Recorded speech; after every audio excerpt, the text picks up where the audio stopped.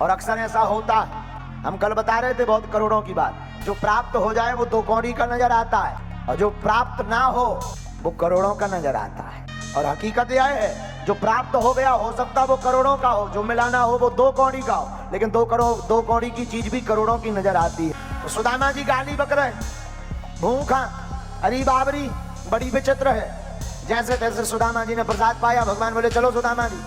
भगवान अंतापुर में ले गए, सुदामा जी को लिटा दिया और अपने हाथों से चरण दबाने लगे। और जैसे ही चरण दबाने लगे भगवान, सुदामा जी कैसे हो? सुदामा जी बोले ठीक ही है, तुम तो बचपन से ही बड़ी फक्कड़ों जैसी बातें करते थे, संतों महंतों जैसी, ब्याह भया के ऐसे ही फिर रहे अकेले। सुदामा जी सिर हिला के बोले भाव तो है, ब्याह शादी हुई? हाँ हाँ हुई तो है। अब सुदामा जी ने पूछा अच्छा तुम तो बड़े नटखट रहे बचपन से, तुम्हारी शादी हुई के ऐसे ही हो अब राजा भर बन पाए? भगवान बोले शादी हुई के नहीं, इसका प्रमाण पत्र हम बाद में देंगे, हम बुलाएं दे रहे, आप आशीर्वाद दे दो। सुदामा जी बोले बुलाओ बुलाओ बुलाओ बुलाओ। उस भगवान ने आज्ञा दी, साहब आ जाओ, प्रणाम करो। बहुत बड़े आचार्य जी आए, सबसे पहले रुक्मणी मैया आई, प्रणाम किया, सुदामा जी ने आशीर्वाद दिया, सौभाग्यवती भवा, धनवती भवा, पुत्रवती भवा। अब सत्यभामा जी आई, सुदामा जी ने आशीर्वाद दिया, सौभाग्यवती भवा, धनवती भवा, पुत्रवती भवा। सुदामा जी धीरे से इशारा करके बोले दो दो। भगवान बोले अबे तो नंबरिंग शुरू भाई। सुदामा जी बोले मतलब? भगवान बोले कछु नहीं, आप तो आशीर्वाद दे जाओ दे जाओ दे जाओ। भगवान बोले जी कोई और की नहीं, भगवान बोले अपनी सब। सुदामा जी ने सोची कितनी होगी, राजाएं 8-10 तो होती हैं राजाओं। सौभाग्यवती भवा, धनवती भवा, पुत्रवती भवा, सौभाग्यवती भवा, धनवती भवा, पुत्रवती भवा, सौभाग्यवती भवा, धनवती भवा, पुत्र। 15-20 का दो सुदामा जी श्वास भर गई। बोले जो बता भैया जी आए की किस किस की है? भगवान बोले इन सब प्लाटन पे अपनी रजिस्ट्री है। सुदामा जी बोले और? भगवान बोले जितनी जो लंबी लेन लगत जा रही है सब अपनी। सुदामा जी ने तरह उठ के देखो तो लंबी लेन घूंघट डारत खड़ी हो जाए। सुदामा जी बोले जो बता भैया तो जिंदगी भर विवाह ही भर करत रहो के और कुछ किया? भगवान बोले अभी में ना पढ़ो वो तो होगा, आप तो आशीर्वाद दो। सुदामा जी बोले जौन हिसाब की लेन लगी हमें तो आशीर्वाद ही में टपक जाने। भगवान बोले वाह हमारी आफत करवाओगे, 10-20 को तुमने आशीर्वाद दे दिया, बाकी रह गई हैं सब गले पर चढ़ जाएंगी महाराज, सबको दो। सुदामा जी ने सोची कितनी होगी, 400-500 हम दो। सौभाग्यवती भवा, धनवती भवा, पुत्रवती भवा, सौभाग्यवती भवा, धनवती भवा, पुत्र। अब सौभाग्यवती गायब, धनवती गायब, पुत्रवती गायब, भवा भवा भवा भवा भवा भवा भवा भवा। 700-800 हाँ तो आशीर्वाद दे ही पाए के इतने में। बोले जो बता भैया अब कितनी बची? भगवान बोले अबे 1/3 नहीं पहुंचेगा। सुदामा जी बोले सुदामा जी ने जब खड़े होकर देखी तो 3 लाइन और लग गए। सुदामा जी बोले काय भैया? भगवान बोले हाँ। बोले सब सच में अपनी है? कितने ने पूरी रानी पूरी दासी आसी तो नहीं बुला दे? भगवान बोले नहीं, जिनके संगे भावने पड़ी जी तो बेहया रहे। सुदामा जी बोले जय हो भैया, अब हम आशीर्वाद देवे लायक नहीं बचेगा। क्यों?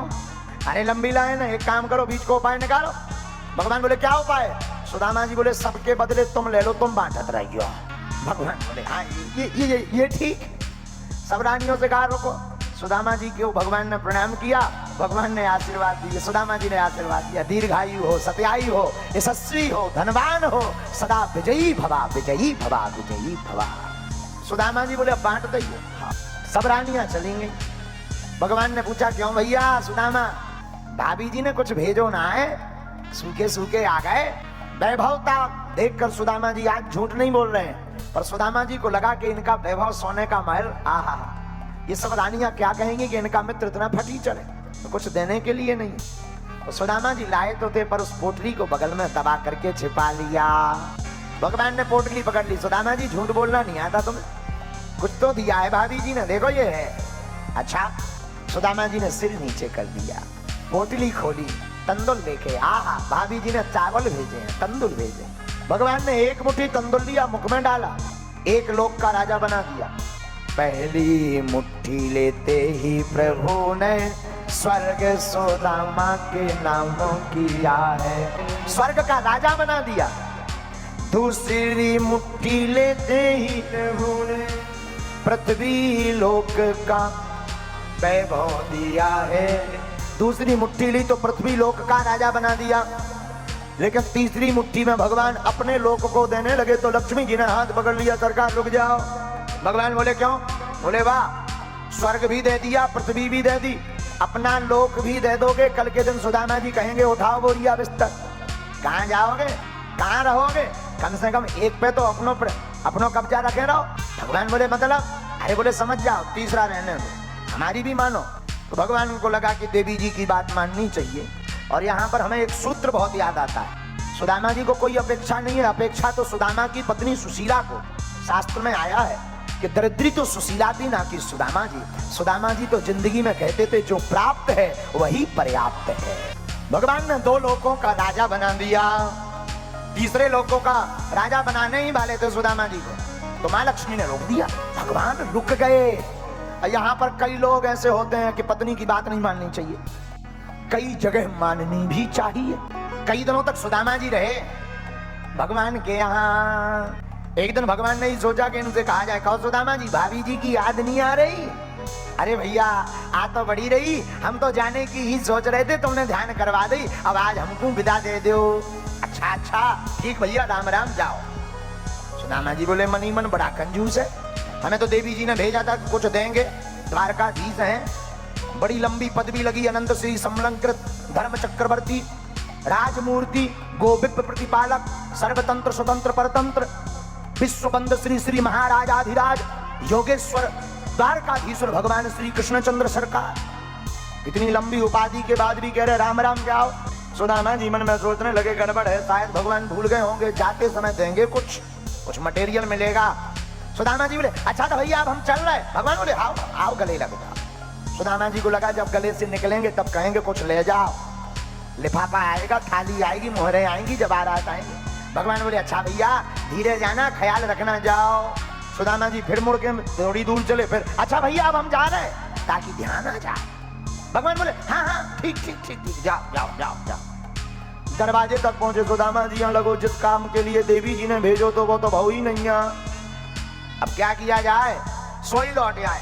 महाराज एक बात याद आ गई तुम्हारी भाभी जी की। हाँ कह दो। क्या? तुम्हारी भाभी जी ने संदेशा भेजा था। बताओ क्या संदेशा भेजा था? सुदामा जी हाथ जोड़कर बोले 1 महीने में 2 पक्ष होते हैं और 2 पक्ष में 2 एकादशी होती। तुम्हारी भाभी जी ने खबर भेजी, लेकिन तुम्हारी भाभी जी कह रही थी कि आपकी कृपा ऐसी है कि यहाँ नित्य एकादशी है, द्वादशी है ही नहीं है, रोज भोजन की दिक्कत। भगवान बोले भगवान ने कछु दाव नहीं है न बताओ। देखो कभी कभी भगवान ऐसी लीला। भगवान बोले हम भी जवाब दे दियो भाभी जी हैं। सुदामा जी बोले क्या? सुदामा जी को लगा कुछ मिलेगा, लेकिन नहीं, भगवान ने भी दोहा में जवाब दिया।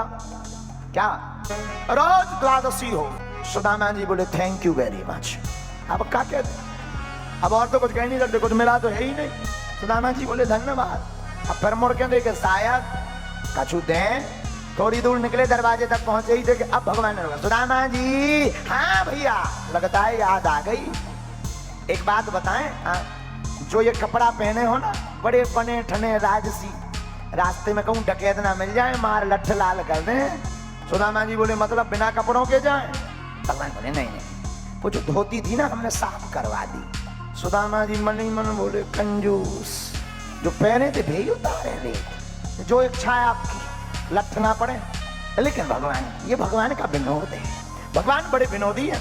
भगवान ने सुदामा जी को वस्त्र दिए, सुदामा जी अपनी धोती पहनकर चल दिए सुदामापुरी की तरफ। सुदामापुरी पहुंचे तो सुदामापुरी का तो नक्शा ही बदल गया, मैप ही बदल गया। 7 जगह भगवान, जब तक सुदामा जी वहां रहे तब तक भगवान ने विश्वकर्मा जी से लीला करके पूरी सुदामापुरी को स्वर्णपुरी बना दिया, एकदम सोने की। सुदामा जी को लगा कि रातों रात किसी सेठ ने इसको खरीद लिया, अब हमारी झोपड़ी ना जाने कहाँ गई, सुशीला ना जाने कहाँ गई, बच्चे ना जाने कहाँ गए। सुदामा जी मन ही मन कहने लगे अच्छे गए द्वारका, इससे अच्छे तो यहीं ठीक रहे। झोपड़ी भी चली गई, 2 रुपया भी नहीं मिले। एक दिन में सुदामा जी क्या देखते हैं, एक बढ़िया छमछमा, बढ़िया पायलों की छमछम की आवाज आ रही, दिव्य सुंदर श्रृंगार किए नक्सिक श्रृंगार, कोई देवी जी हाथ में आरती का थाल लेकर के सामने चली आ रही। सुदामा जी को लगा होगी कोई सेठ बड़े घराने की बहू, भगवान के पूजन को जा रही होगी।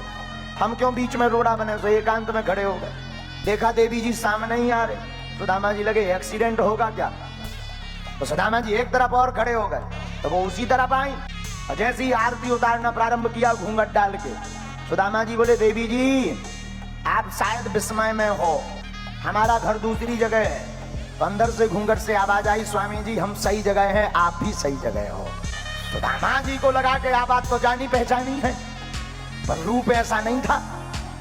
वो तो एक साड़ी में छोड़ गए थे हम, लेकिन आवाज तो सुशीला की है। ये तो गड़बड़ विचित्र बात हो गई। सुदामा जी बोले सुशीला, भीतर से आवाज आई, जी स्वामी जी। अरे सुशीला को नाम सुनते सुदामा जी का होश नहीं रहा। क्या हो गया? रात ही रात में कायाकल्प कैसे? गड़ो बहुत धन में लगा होगा। सुशीला बोली नहीं सरकार।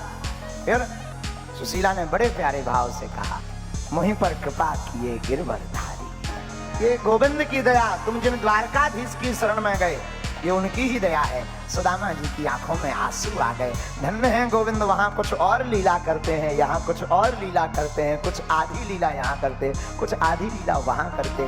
किसी से उनकी मंजिल का पता पाया नहीं जाता। हमारे गोविंद ऐसे हैं, उनकी लीला सबकी समझ में नहीं आती। सुदामा जी गदगद हो गए, आंखों से आंसू बह पड़े और द्वारकाधीश भगवान की जोर से जयकारा लगाया, धन्यवाद भगवान को दिए।